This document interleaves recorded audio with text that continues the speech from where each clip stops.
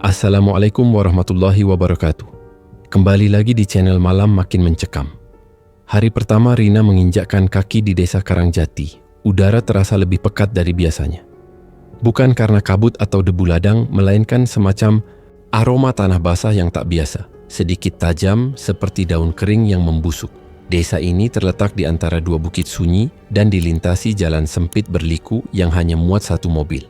Rumah-rumah penduduk berjajar rapi, tapi suasananya sepi. Bahkan suara ayam pun terdengar ragu berkokok. Rina datang sebagai peserta KKN dari sebuah universitas di kota. Usianya 21 tahun, wajahnya bersih, namun sorot matanya seperti orang yang menyimpan banyak hal yang tak bisa dijelaskan. Ia bukan anak indigo seperti dalam cerita-cerita sinetron, tapi sejak kecil ia tahu ia bisa melihat sesuatu yang orang lain tidak. Ia tidak pernah menyombongkan itu. Justru ia berharap kemampuan itu hilang. "Rina, ikut ke balai dusun sekarang. Katanya ada penyuluhan dari Dinas Pertanian," ujar Bayu, teman kelompoknya. Rina hanya mengangguk. Mereka berjalan kaki menyusuri jalan kecil yang diapit sawah dan kebun pisang. Arah matahari masih miring di timur, membuat bayangan pepohonan memanjang ke tanah. "Desa ini sepi, ya," gumam Rina. Bayu terkekeh pelan.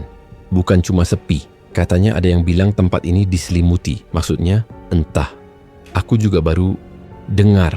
Rina tak menanggapi. Tapi langkahnya melambat ketika melewati sebuah rumah tua dengan pagar kayu lapuk. Di depannya ada halaman penuh rumput liar. Namun matanya tertarik pada sosok perempuan yang sedang menyapu di teras. Usianya sekitar 30-an. Rambutnya dikuncir longgar. Gerakannya pelan, seperti sedang menanti sesuatu. "Bu," bisik Rina. Spontan menunjuk. Bayu berhenti. "Apa? Itu ada yang nyapu." Bayu memicingkan mata. "Mana?" Rina memutar wajahnya. Perempuan itu masih ada, menyapu dengan tenang tanpa melihat sekeliling. Rina merasa sesuatu menggigit perutnya. Dingin. "Serius, Bay? Ada perempuan di situ," kata Rina lebih pelan. Kali ini mencoba memastikan dirinya sendiri. Bayu malah mengernyit, lalu memanggil seorang pria tua yang sedang menuntun sepeda di pinggir jalan. "Pak, boleh nanya, rumah ini rumah siapa ya?" Pria tua itu menoleh. "Rumah mana, Nak?" "Yang ini, Pak. Yang ada perempuan nyapu itu," jawab Bayu. Pria itu mendekat. Matanya menatap arah yang sama dengan Rina, lalu ia menggeleng pelan. "Jangan sembarangan nunjuk, Nduk." Rina kaget. "Tapi saya lihat, Pak, dia nyapu tadi. Rambutnya diikat pakai daster abu-abu." Wajah si bapak mendadak tegang. Ia menoleh cepat ke kanan dan kiri, lalu mendekatkan wajahnya. "Kamu lihat dia," bisiknya. Rina mengangguk pelan. "Namanya jangan disebut. Jangan, bahaya." Ia menatap tajam. "Cepat jalan, jangan lama-lama di sini." "Tapi, siapa dia?" tanya Rina lagi. Kali ini suaranya ikut menurun, seperti diseret suasana. Pria itu melirik sekitar. "Dulu rumah ini rumah Pak Wira, dukun, istrinya, Lastri. Tapi rumah ini udah gak kelihatan sejak lama. Udah ditutup pakai lapisan." Bayu menatap Rina bingung. "Lapisan apa, Pak?" "Lapisan kabut gaib, bukan kabut biasa. Kalian gak usah banyak tanya. Kalian orang luar, jangan ikut campur. Sudah, jalan." Pria itu cepat-cepat menuntun sepedanya pergi. Rina dan Bayu terdiam. Perempuan itu sudah tidak terlihat lagi. Rina masih memandangi rumah itu. Dari jarak sekian meter, rumah itu terlihat seperti gubuk biasa. Tapi ada sesuatu yang aneh. Jendela depannya terbuka sedikit, seolah mengintip balik ke arah mereka. "Yuk, kita ke balai desa." "Udah mulai kayaknya," ajak Bayu, menarik lengan Rina pelan. Langkah mereka kembali menyusuri jalan, tapi kepala Rina menoleh beberapa kali ke belakang. Bayangan perempuan itu masih membekas. Ia tak tahu kenapa, tapi dari semua yang pernah ia lihat sebelumnya, baru kali ini ia merasa iba. Di balai dusun, acara penyuluhan sudah dimulai. Suara Pak Camat bergema lewat pengeras suara tentang pupuk, bibit, dan bantuan pemerintah. Rina duduk di deretan tengah, tapi pikirannya tidak bisa fokus. Telinganya hanya mendengar gumaman tanpa makna. "Rin, kamu kenapa?" tanya Salsa, teman satu kelompok. "Enggak, cuman ngantuk," bohong Rina.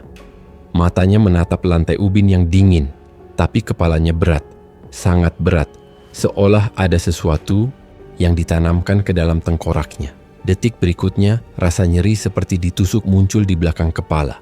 Sakitnya menusuk ke mata, Ia menekan pelipis dengan jemari, berharap bisa mengusir rasa itu.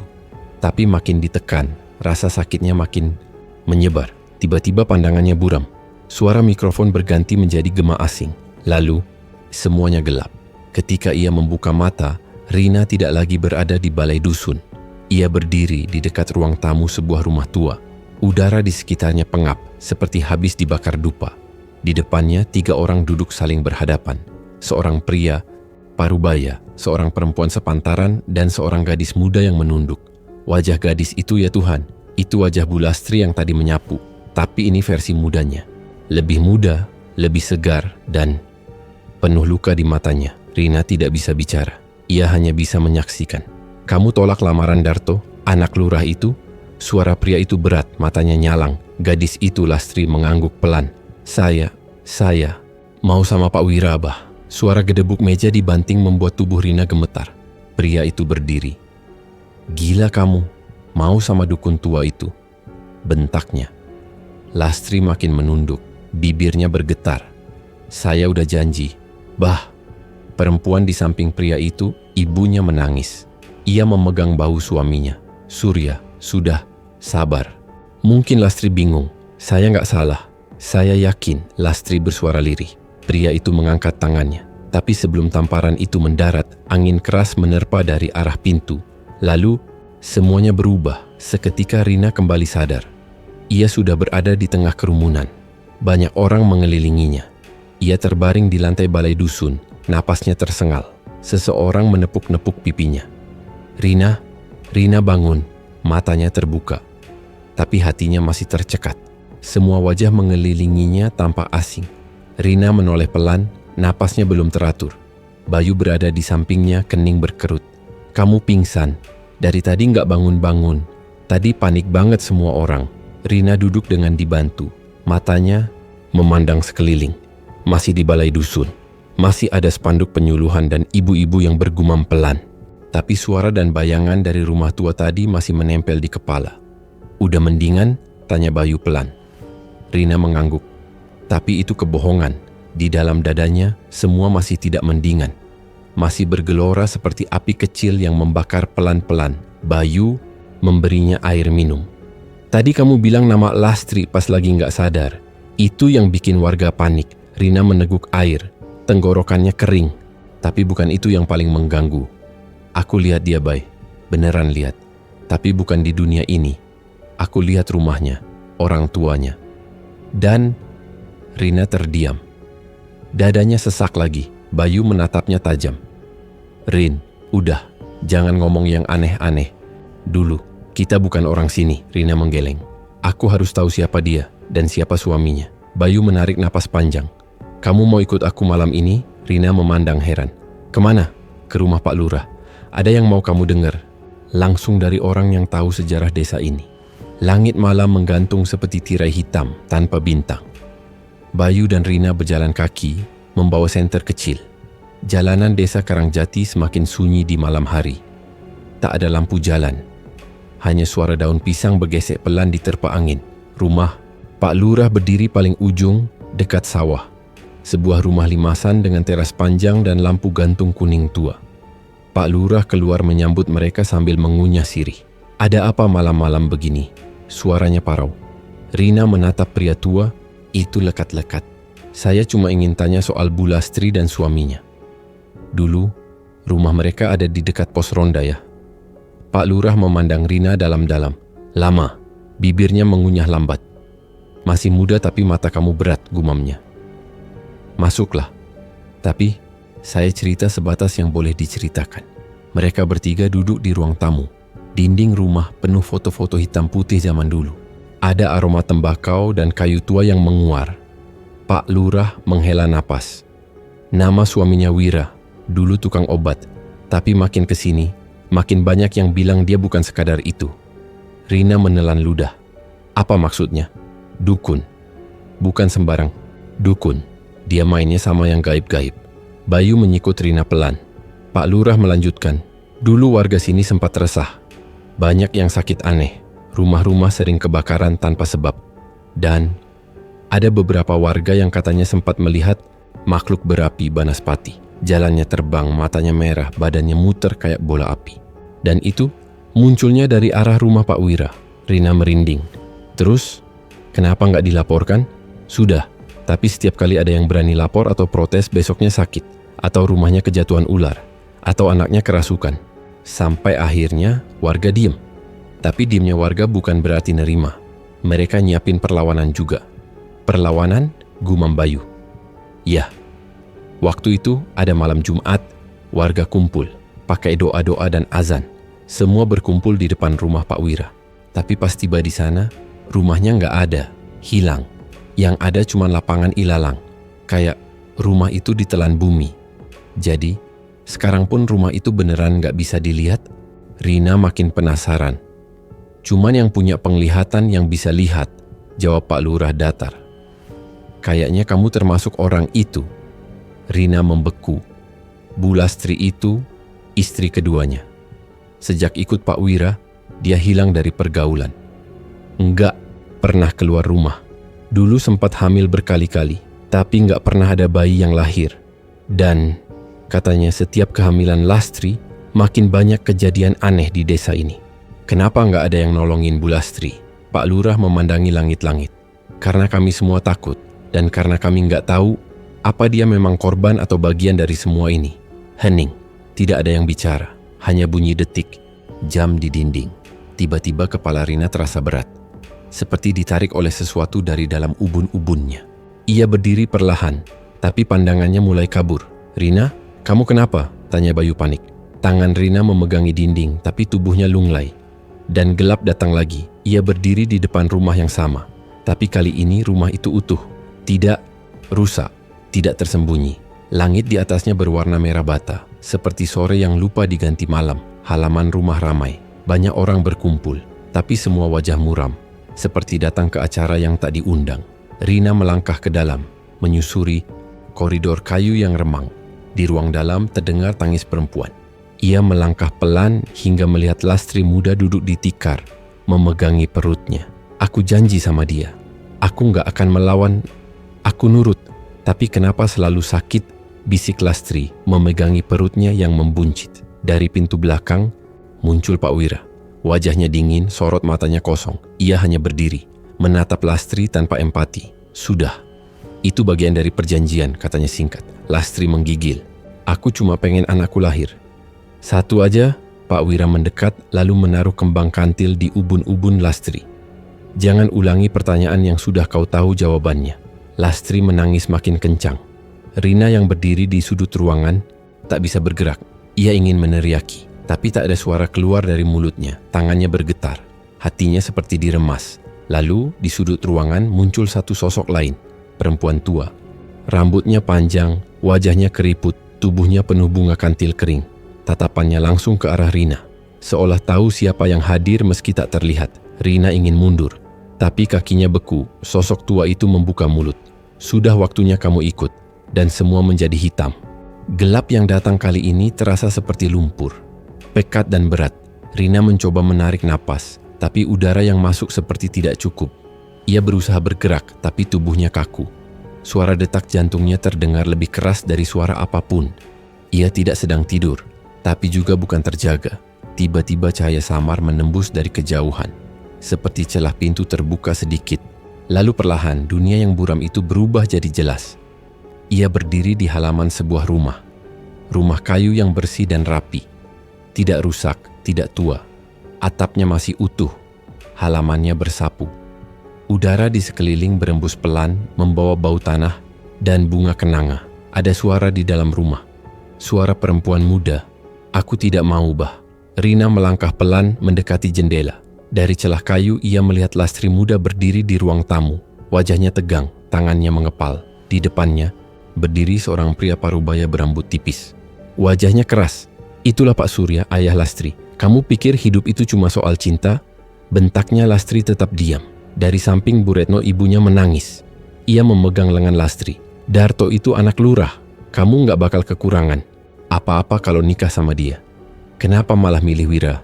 Lelaki tua yang kerjanya di hutan ngomong sama jin. Aku udah bilang. Aku udah janji, jawab Lastri pelan. Pak Surya memukul meja. Suaranya menggetarkan kaca jendela. Kamu sudah gila, Lastri. Dia itu dukun. Kau tega bikin malu keluarga. Rina bisa melihat tubuh Lastri gemetar, tapi matanya tetap menatap lantai. Saya cinta sama Pak Wira. Bu Retno terisak makin keras. Apa yang dia kasih ke kamu sampai kamu bisa sebodoh ini? Nak, kamu bukan anak kecil lagi. Saya tahu, tapi saya juga bukan barang dagangan. Pak Surya berdiri dari kursi. Keluar dari rumah ini, sekarang juga. Selama kamu tetap pilih lelaki itu, kamu bukan anakku lagi. Lastri mendongak. Wajahnya basah oleh air mata, tapi mulutnya tetap tertutup. Ia tidak merengek, tidak memohon. Ia hanya berjalan pelan ke arah pintu. Ibu Retno mengejar, memeluknya dari belakang. Jangan, nak, ibu mohon. Kalau ayahmu marah, biar ibu saja yang hadapi. Tapi jangan pergi malam-malam begini. Lastri menoleh. Kalau saya tetap di sini, saya akan lebih menyakiti ibu dan bah. Ia membuka pintu.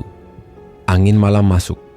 Daun-daun kering beterbangan. Rina yang menyaksikan semua dari luar merasa napasnya ikut sesak.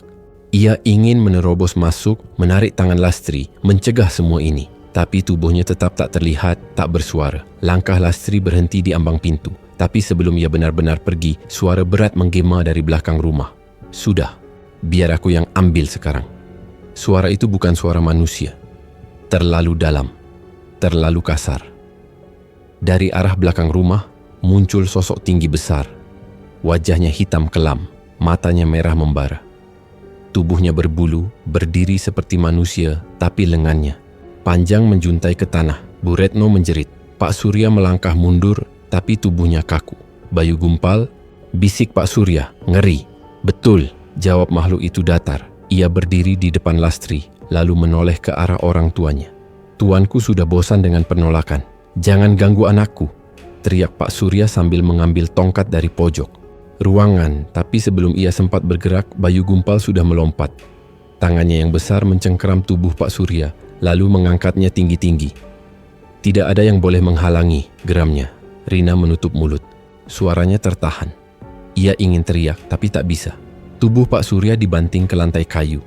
Bunyi retakan terdengar jelas. Bu Retno menjerit histeris. Ia memeluk tubuh suaminya yang sudah tak bergerak. Bayu gumpal menoleh ke arah Bu Retno. Kau ikut juga. Ia menginjak punggung wanita itu. Satu hentakan. Tubuh Bu Retno mengejang lalu terkulai. Lastri jatuh terduduk. Mulutnya terbuka, tapi tak ada suara keluar.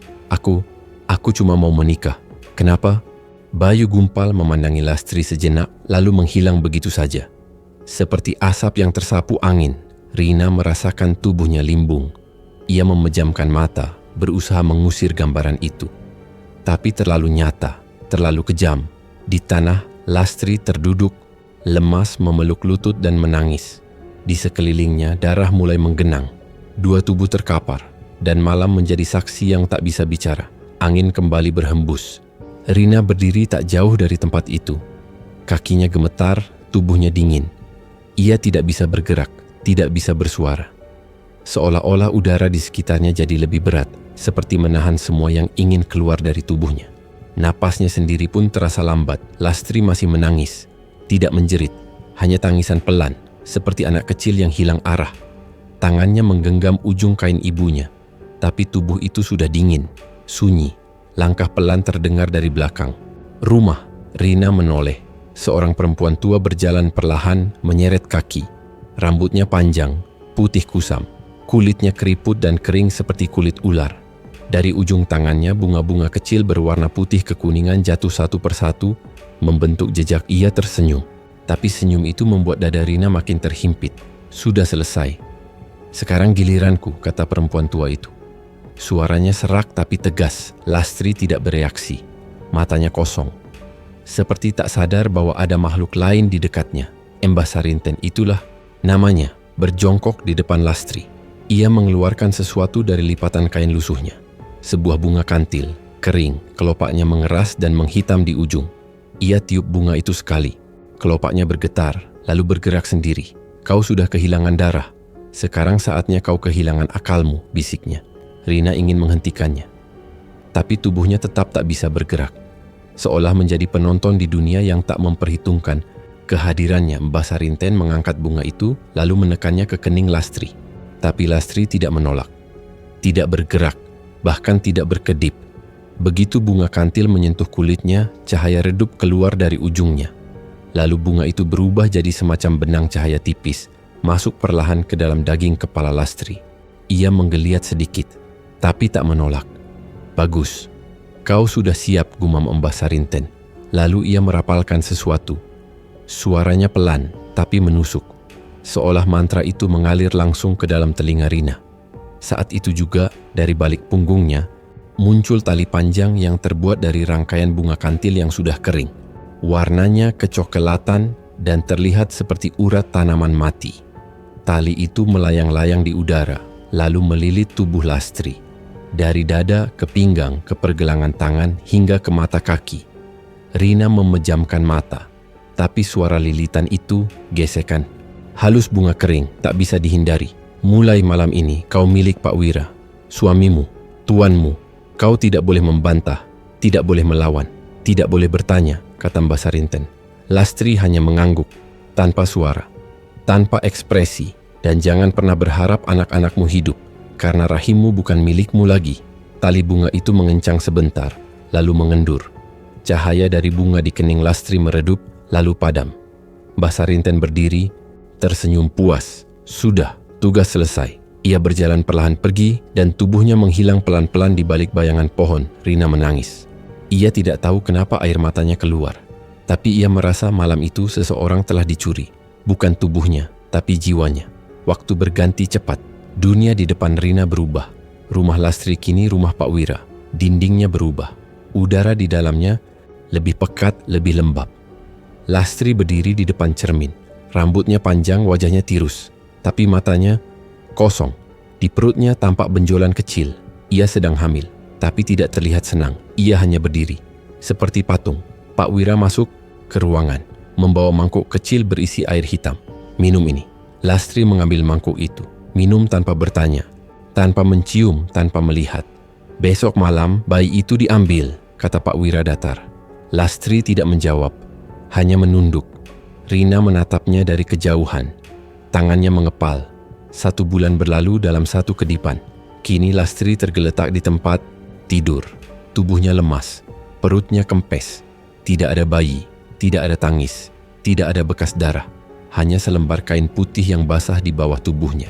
Dari pojok ruangan, Rina melihat sesosok bayangan besar menyeret sesuatu keluar. Bentuknya samar, tapi Rina tahu, itu bukan manusia. Waktu terus melompat. 1 kehamilan, 2 kehamilan, 3, 4, 5. Semuanya berakhir sama. Lastri semakin pucat, tapi matanya tetap tidak berkedip.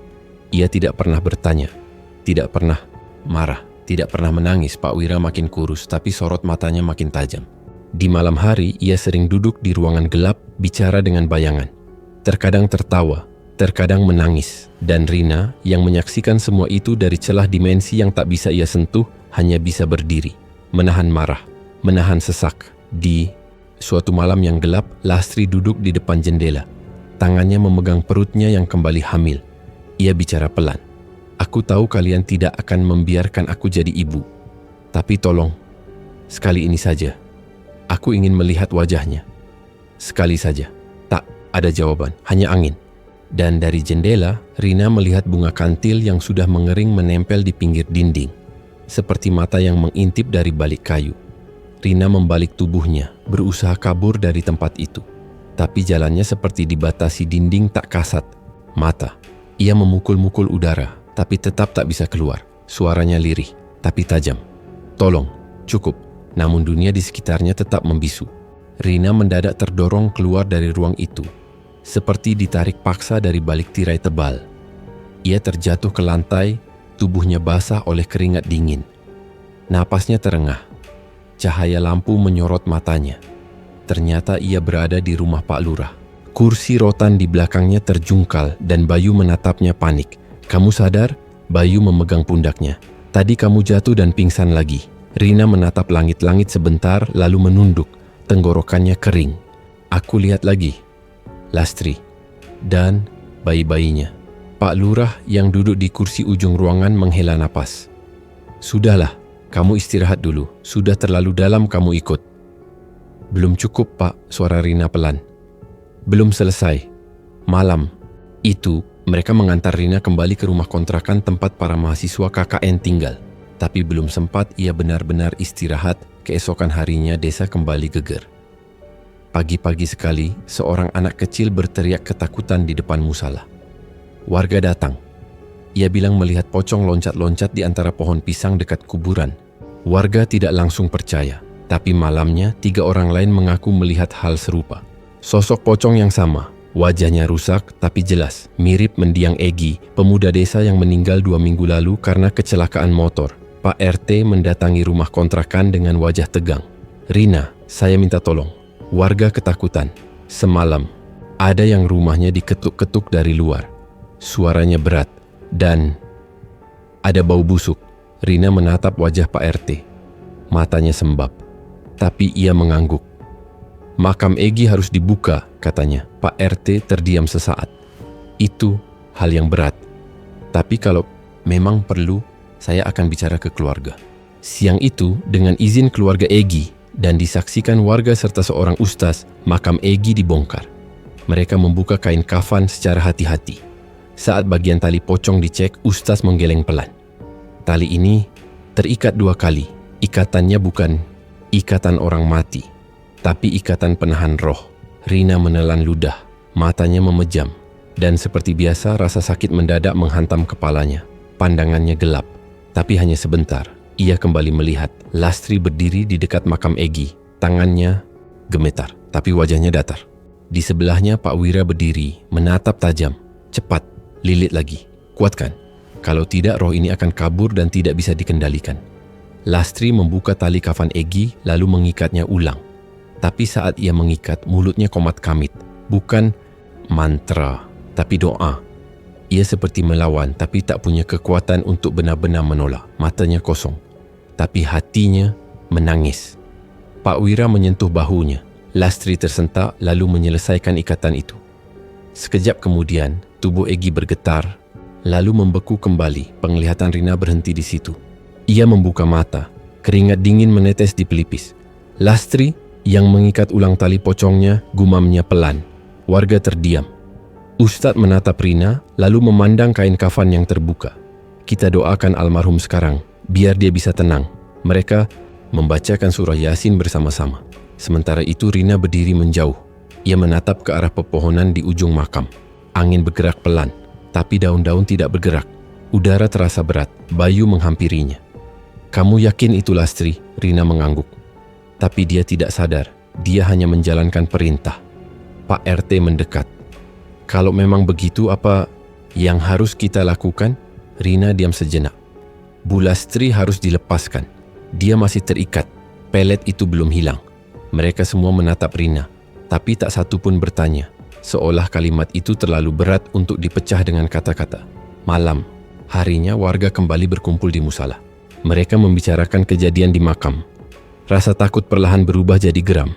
Ada yang menyarankan agar rumah Pak Wira yang katanya sudah hilang dibakar saja. Tapi ada pula yang takut jika hal itu malah memperparah semuanya. Rina duduk di pojok ruangan, termenung. Ia memutar-mutar tasbih kecil yang diberi oleh Ustaz sore tadi. Bayu duduk di sampingnya. "Kamu mau nyari Lastri?" "Aku nggak nyari. Aku mau manggil," bisik Rina. Bayu menatapnya bingung. "Kalau aku ke rumah itu, aku mungkin nggak akan kembali. Tapi kalau aku menarik Lastri ke sini, mungkin ada kesempatan." Bayu menarik napas panjang. "Kamu yakin?" Rina tidak menjawab, tapi matanya menatap lurus ke lantai. Tangan kirinya meremas tasbih. Pak RT menghampiri mereka. "Kita siapkan apa saja yang kamu butuhkan, Rin." Rina mengangguk. "Cuma satu, tempat yang sepi. Jangan ada yang ikut, jangan ada yang ganggu." Malam makin larut. Warga sudah kembali ke rumah masing-masing. Musala sudah sepi, tapi Rina tetap duduk di sana, sendiri.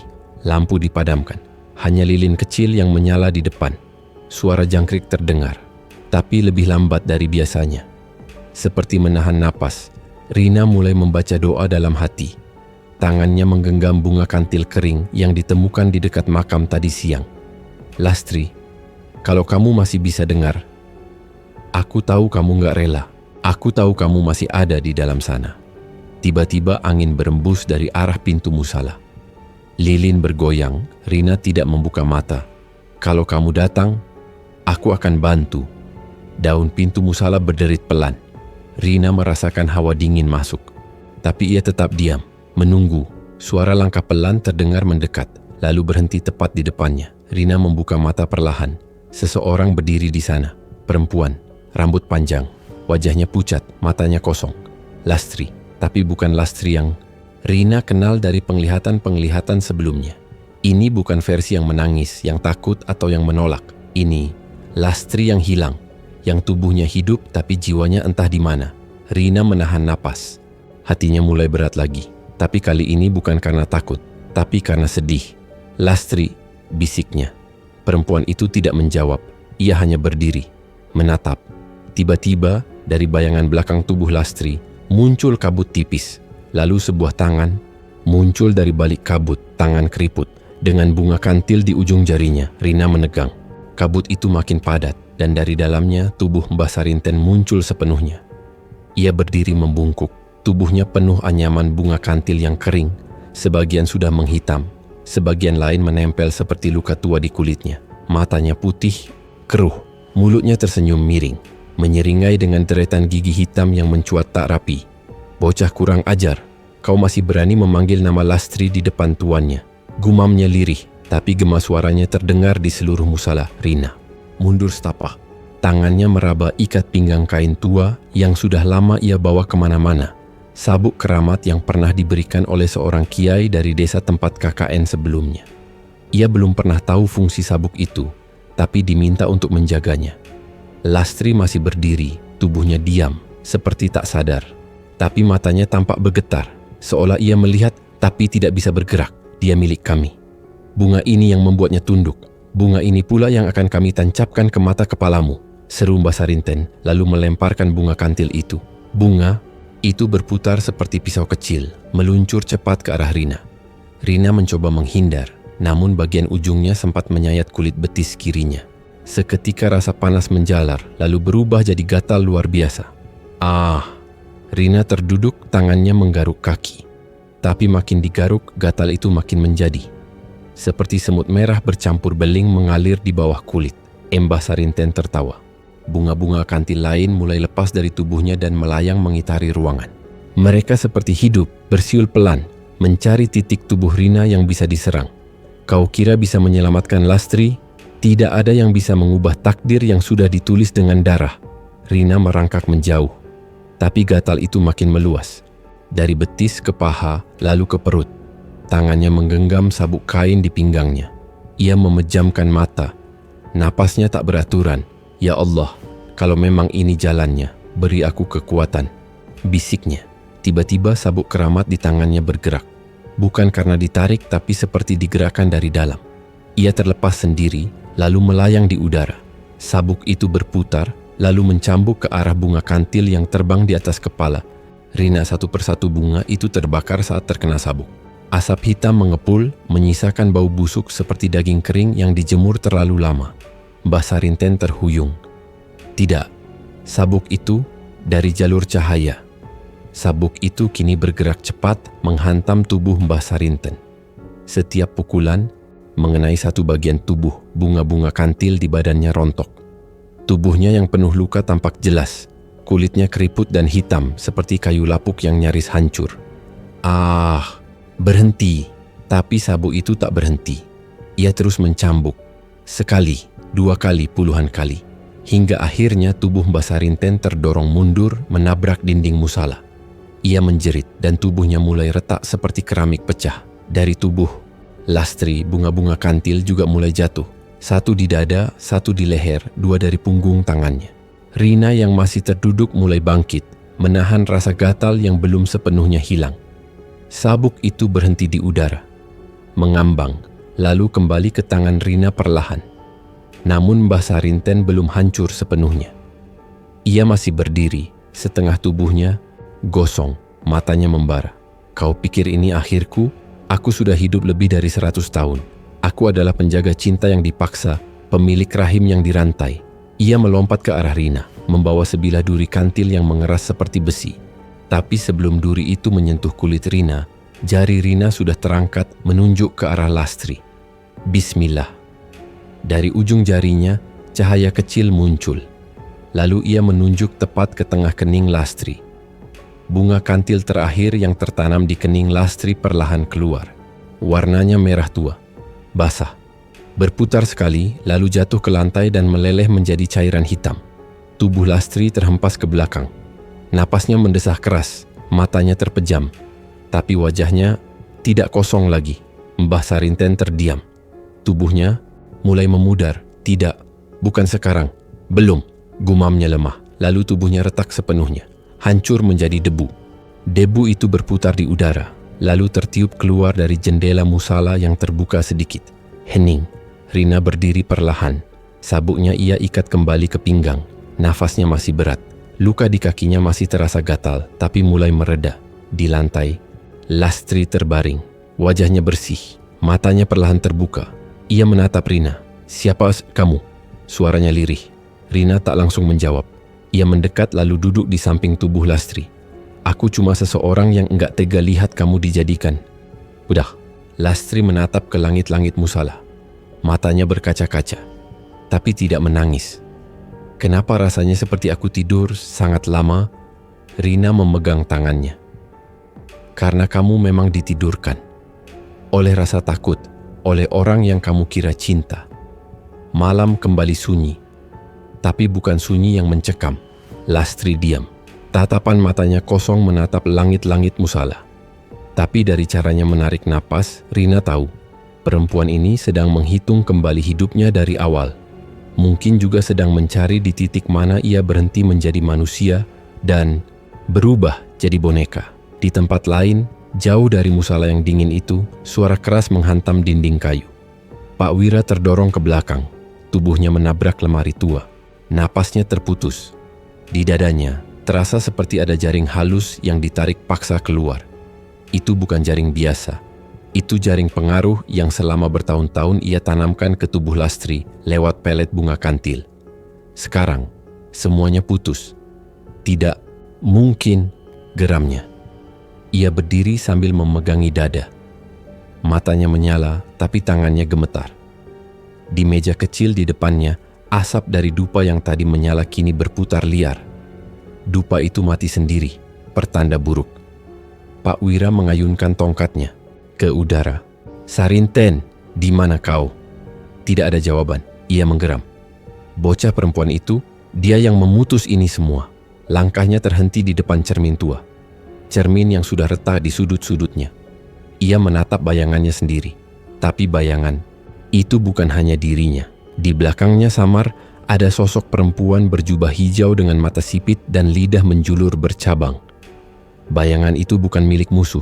Itu bayangan masa lalu yang selama ini ia sembunyikan. 25 tahun yang lalu, Pak Wira bukan siapa-siapa. Namanya masih dipanggil dengan sebutan Jalu. Ia muda, tampan, dan sangat ambisius.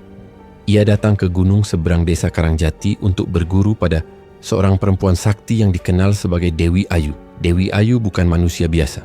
Konon ia adalah titisan ular yang hidup lebih dari 100 tahun. Kulitnya selalu tampak halus, wajahnya tak menua, dan siapapun yang melihatnya pasti langsung tunduk, bukan karena takut, tapi karena terpikat. Jalu datang bersama dua murid lain, Kiseno dan Ki Atma. Tapi dari awal hanya Jalu yang berani menatap langsung mata gurunya. Dan itu cukup membuat Dewi Ayu tertarik. "Kau tidak takut padaku?" tanya Dewi Ayu pada malam pertama Jalu menginap di padepokan. "Takut? Tidak. Aku malah ingin tahu apa yang bisa membuatmu lebih sakti dari lelaki manapun di gunung ini," jawab Jalu ringan, matanya tajam. Dewi Ayu tersenyum. "Kau lancang, tapi jujur." Dan dari malam itu, kedekatan mereka tumbuh cepat. Jalu tidak perlu melakukan tapa lama seperti Kiseno dan Ki Atma. Ia cukup mendampingi Dewi Ayu saat malam turun, mengolesi punggungnya dengan minyak ular, atau sekadar berbaring di sisinya saat hujan turun. Bagi Dewi Ayu, itu bukan sekadar murid. Itu kekasih. Bagi Jalu, itu tiket. Dia makin kuat, makin manja. Ilmunya makin banyak, keluh Kiseno pada suatu malam. Dan kita masih disuruh puasa, Mutih tidur di atas paku rendaman air bunga. Sementara dia tidur di kamar guru, sambung Ki Atma. Keduanya tahu, Jalu bukan murid, tapi perampok ilmu dengan cara yang lebih halus. Mereka berencana meninggalkan padepokan. Tapi sebelum itu mereka sempat mengingatkan Dewi Ayu. "Guru, kami pamit. Kami tak sanggup lagi berguru di tempat yang berat sebelah," ucap Ki Seno. "Jaga hati-hati. Jalu itu bukan orang biasa. Dia haus kekuasaan bukan ilmu," tambah Ki Atma. Dewi Ayu tersinggung. "Kalian cemburu, itu penyakit paling mematikan dalam dunia ilmu." Dan mereka pergi. Beberapa bulan kemudian, saat Dewi Ayu benar-benar memberikan ilmu pamungkas, ajian pelicin sukma dan mantra pembungkus nafsu, Jalu berubah. Ia datang suatu malam dengan wajah penuh hawa dingin. "Guru," katanya, "kau terlihat berbeda," ujar Dewi Ayu sambil menyisir rambut panjangnya. "Aku tidak lagi ingin jadi murid. Lalu, aku ingin jadi penguasa." Sebelum Dewi Ayu sempat bangkit, Jalu melemparkan cairan dari botol kecil ke wajahnya. Wajah itu melepuh, tapi hanya sesaat. Dewi Ayu bangkit dengan tubuh berubah. Tangannya bersisik, bola matanya hijau, lidahnya bercabang. Kurang ajar. Pertarungan itu cepat, tapi cukup untuk membuat tubuh Jalu terpental keluar padepokan. Ia selamat, tapi sejak itu ia tak pernah kembali ke tempat itu. Pak Wira berdiri di depan cermin, matanya memerah. "Kau pikir aku lupa, Ayu?" gumamnya. Cermin itu tidak menjawab, tapi dari dalam kepalanya ia tahu, perempuan itu belum mati. Perempuan itu tahu semua ini. Perempuan itu tahu ia telah menumbalkan 10 bayi dari rahim Lastri, memakai ilmu yang dahulu dicuri. "Dan sekarang kalian semua mencoba menarik Lastri dariku?" Suaranya meninggi. Ia mengambil mangkuk tembaga dari rak kayu, mengisi air, lalu memasukkan tetesan darah dari jari telunjuknya. "Aku akan ambil dia kembali, dengan atau tanpa bantuan Sarinten." Air dalam mangkuk mulai bergetar. Bayangannya berganti, tapi bukan wajah Lastri yang muncul. Wajah itu, wajah Rina-Rina sedang duduk di musala. Matanya tertutup, tapi di sekelilingnya cahaya samar mengelilingi tubuhnya. Pak Wira tersenyum miring. Bocah itu, tiba-tiba mangkuk di tangannya. Retak, air tumpah ke lantai. Pak Wira melangkah mundur, lalu menatap tangannya sendiri. Kulitnya mulai keriput lebih cepat dari biasanya. Ia mendesis, "Ayu, kau masih berani campur tangan?" Dari langit-langit ruangan, seekor ular kecil merayap, perlahan melilit paku kayu. Pak Wira menatapnya dengan napas memburu. Matanya memerah, tangan kirinya menggenggam tongkat kayu ukiran kepala naga. Tapi ia tidak bergerak. Ular kecil itu hanya melingkar tenang, matanya menghadap ke bawah, ke arah dirinya, tidak menyerang, hanya menatap. "Tak usah pamer," geram Pak Wira. "Kalau kau ingin perang, turun. Jangan kirim hewan kecil ini." Ular itu tidak menggigit, tidak berdesis. Tapi dalam diamnya, terasa ancaman halus. Seolah dunia di sekeliling Pak Wira menegang. Ia mundur, satu langkah saja.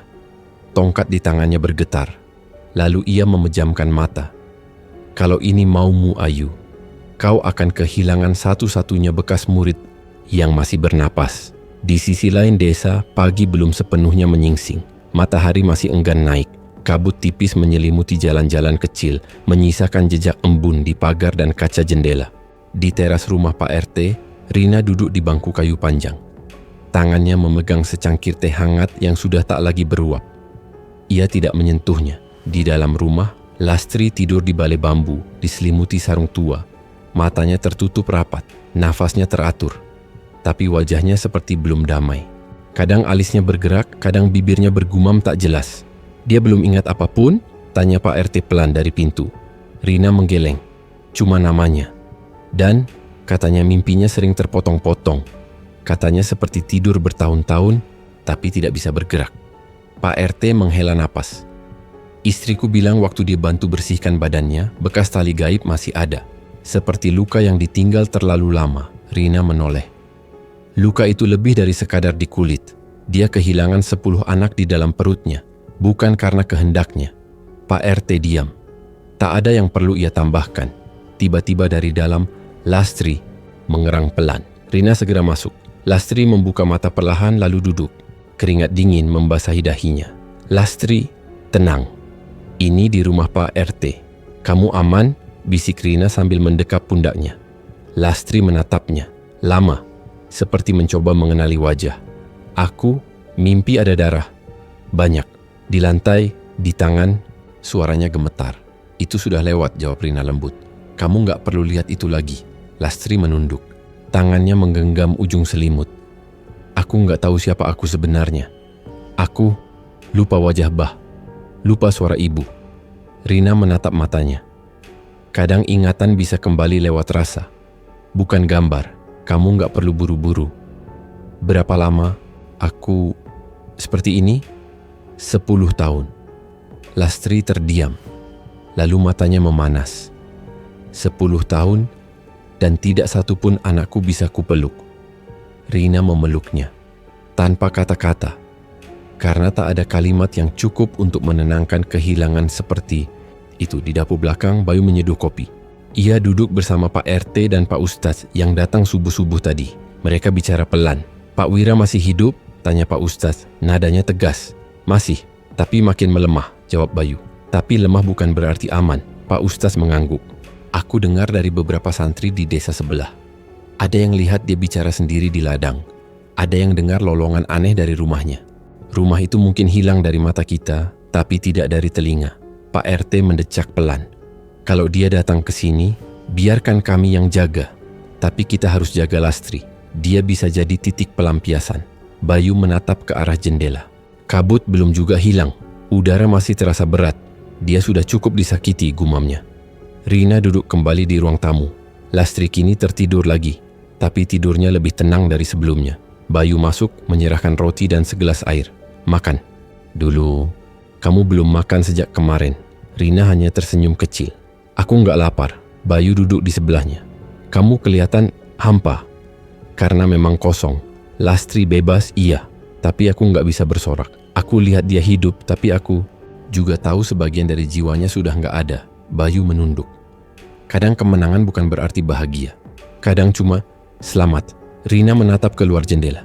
Dan kadang selamat pun terasa seperti hukuman. Mereka diam cukup lama. Sampai terdengar ayam berkokok.